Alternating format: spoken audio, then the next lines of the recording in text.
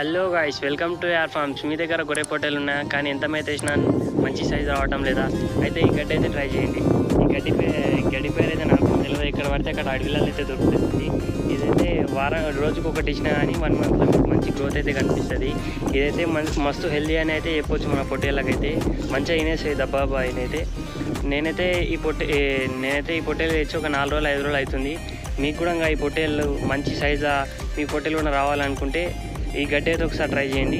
ఈ టిప్ నచ్చితే ఒక లైక్ కొట్టేసిపోండి గాయ్స్.